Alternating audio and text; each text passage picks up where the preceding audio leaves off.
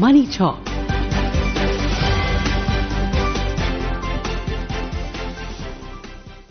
This is Akashvani. In the program Money Talk, now we bring you a discussion on the key highlights of the Periodic Labour Force Survey, July to September 2025. The participants are Shubhomoy Bhattacharjee, Economic Analyst, and Arjun Chaudhuri, Anchor. I'm joined by Shubhomoy Bhattacharjee, and today we would be discussing about the key highlights of the Periodic Labour Force Survey report, which points to the level of employment in the economy, the participation of men and women in that labour force, and more importantly, what is the active participation in the rural and the urban economy as well. Shubhomoy, good to have you on this discussion. Happy to join, Arjun. Shubhomoy, for the benefit of our listeners, could you tell us what is the Periodic Labour Force Survey all about, and more importantly, the labour force participation rate, which is now being seen at 55.1 for the July-September quarter of this year, as against 55% in the previous quarter, which is the April to June period. There's a 10 basis point hike. How important is this survey, and more importantly, this report?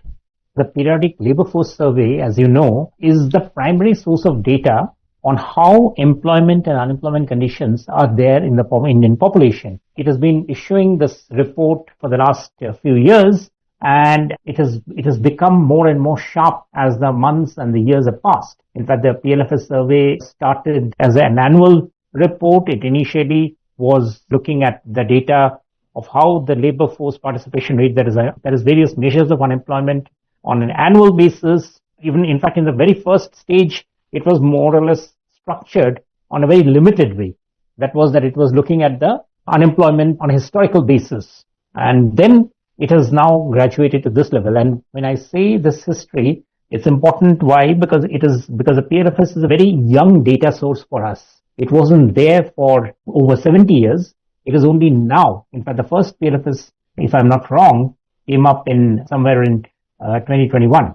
And then it has been in modification and has been sharply improved to now have monthly data, so that we get to know on a very monthly basis what is the change in the employment statistics in the country. And to go on to the specific question that you're talking about, which was about whether the increase of 10% in the LFPR, which is very significant, and labor force participation rate is very significant, because it has climbed up from 54.2% in June 2025 to 55.3% in September 2025. Now, when you look at this number and when you posit it against, say, what is happening, this is something which actually tells us that the condition of labor force being attracted to jobs, because the jobs, there are two issues about it. One is that jobs, not only people, when they get employment, people are employed, but the very fact of someone getting employed also triggers interest among somebody else who's unemployed to try to look for a job. So labor force participation captures that trend. But how much of that our labor is active and interested in picking up a job? If the job market becomes weak, then you find the LFPR going down. If the job market becomes buoyant, then you find more people looking for jobs. So both employed as well as those looking for jobs. And that increase in the percentage, as we are seeing, that it has risen up to something like, both in rural areas, especially in rural areas, where it has increased from 56.1% in June 2025 to 57.4% in September 2025, is a remarkable change. It actually shows that, considering India's larger percentage of people are in the rural areas, that the job market is actually sharply looking up. Shubhomoy, the PLFS, the Periodic Labour Force Survey, which is conducted, has now become a primary source of data, as you mentioned, on activity, participation, and the unemployment conditions of the population. And a case in point, within this survey, we have data we just discussed about the LFPR, the labour force participation rate, which has gone up by 10 basis points only. But when you talk about conditions, you have the Kharif agriculture operations, where there is also an increase in the share of rural employment in the agriculture sector during this Kharif season, which is seasonal, 57.7% in the present quarter as against 53.5% in the previous quarter. So you believe that the conditions have to be present in order for employment to go up? For instance, in this Kharif period where you have crops which have to be harvested, and which is why the employment has spiked in this particular sector. It is the Kharif season, which is basically the sowing of the Kharif crop and the harvesting of the Kharif crop, which is very strong workforce participation, which demands a large workforce participation. That definitely, as you pointed out, has increased. But it's not just Kharif. What happens is that when employment on the farm rises, then the pressure is also felt on the non-farm sector. So there is a demand for workers in the non-farm sectors also, because many of the workers who were either not looking for jobs or were in the non-farm roles shift to farm roles. It also has an impact on urban areas, because a lot of our workers measured by the PLFS happen to have dual roles. They work in urban areas, and during the Kharif period or even in the Rabi harvest, which is the winter crop, they shift to their villages to work in the fields. So automatically you find that unemployment conditions in the urban areas tends to come down very sharply because there's a shortage of workers there. And that creates its own beneficial impact, because then it creates more mobility among the workers within states, across states, within the country, leading to buoyancy. So overall, this participation, the labor force participation, the rising in the labor force participation is quite significant. And that is actually something that we should be happy about. In fact, when I look at the data, I noticed that in April 25, the LFPR was 58. And in September 25, it has gone up almost to the same level of 57.4. Now, in the rural areas I'm talking about. Now, these are significant numbers because it's actually showing that the employment market is becoming tight, that there's more demand for workers. Shubhomoy, we just discussed about rural employment linked to agriculture, the Kharif crop, seasonal harvesting, a period which has brought about a spike in employment. And now let's move on to the urban areas regarding their regular wage and salaried employees. The present quarter is showing 49.8% as against 49.4% in the previous quarter. We're seeing a 40 basis point climb from quarter to quarter. What are the conditions like in the urban areas where we can improve employment, especially with all the facilities and the infrastructure in place along with governance tools? There are two parts to the Indian employment story. One is, of course, that you discussed in the rural employment and the rural income issues. The second part about employment is the urban areas. Now, as you know, and as we have discussed this lots of times, the urban employment has lagged the rural employment simply because there are much more of our workers have stayed on in the rural areas. And why they have stayed on? They've stayed on because that is the place which still seems to provide a better employment prospect compared to urban areas. Now, that is something which companies and policymakers are always very keen that whether this is changing, because this is something that we would need to change to ensure that there are more workers in the urban areas. Urban areas also provide more mobility for the workers, for the chance to go up in life or to develop, because even though people are in rural areas, the wage level in the urban areas is definitely better for them than in the rural areas. However, why is it that it's not yet the huge numbers which we see in other developing countries?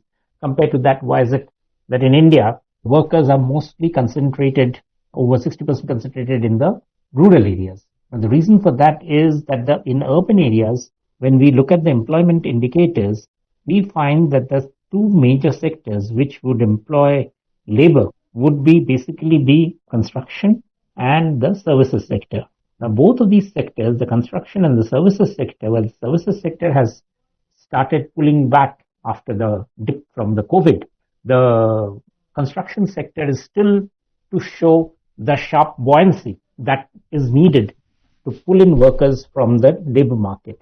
Because construction workers are also those workers who don't need too much of skilling to make the transition from rural to urban market. So therefore, you would expect that to be the first receptacle to bring in workers from the rural to the urban areas.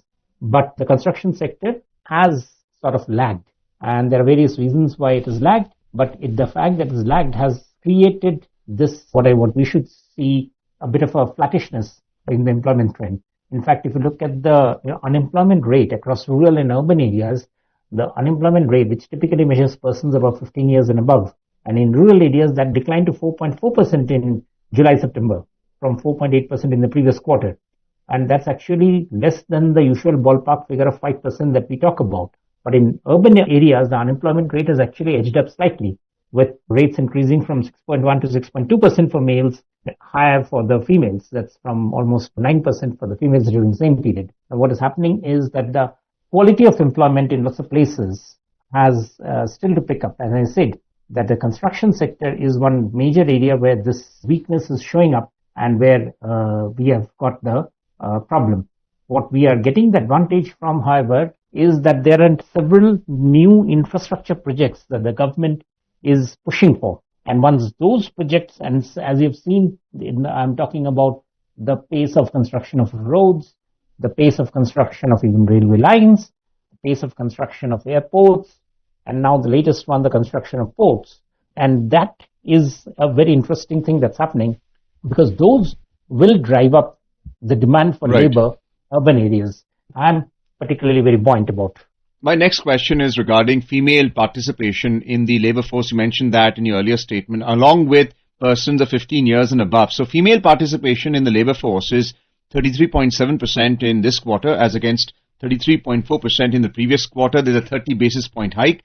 And in the WPR, the worker population ratio for persons of 15 years and above, there is a 20 basis point hike of 52.2% in this quarter as compared to 52% in the previous quarter. So we're seeing a rise in female participation, and the persons of 15 years and above also a marginal rise. What is this telling us about what the awareness is or the participation of females and those above 15 years in the labor force? Yeah, remember one thing, Arjun, that employment numbers usually tend to be sluggish in the sense that the changes quarter to quarter or even month on month don't change much. As you pointed out, that there are changes only of a few basis points here and there. Now that is actually good, because what it does show is that there is no sudden stress developing in the economy anywhere. Supposing if you see unemployment numbers coming down slightly in a quarter, now that doesn't signify any major stress in the economy, because it's just a seasonal adjustment which keeps on happening. Again, a slight rise doesn't really mean much of a change. But when we look at year on year changes, then those are significant changes. For instance, one of the very important change that's happening and which is worth looking at is the change in the women's participation. Women's participation in the labor force has been very significant, has seen a significant rise. Now, India has been one of the countries where women participation in the labor force has actually lagged. And several experts have commented on this as to why it has happened. And we, of course, here we don't have the time to go into those details. But it is true that the women participation compared to the male participation has lagged. That's more slowly, but the two factors taken together is showing a very significant beginning of a change in the status of women workforce participation in the labor force. Yeah, Arjun. Shubhomoy, thank you so much for giving us your valuable in-depth views on the quarterly periodic labor force survey, which has been released by the Ministry of Statistics and Program Implementation, and making it simple and easy for our listeners to understand on Akashvani. Thank you, Shubhomoy Bhattacharjee, for being with us on this program. Thank you. You were listening to a discussion on the key highlights of the Periodic Labour Force Survey, July to September 2025.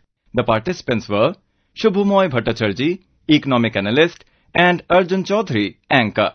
This program was produced and presented by the News Services Division of Akashvani. You can listen to it on our mobile app, News on AIR. This program is also available on our YouTube channel, News on AIR Official.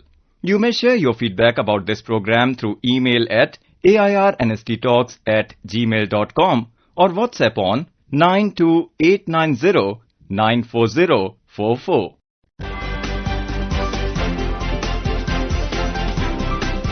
Money Talk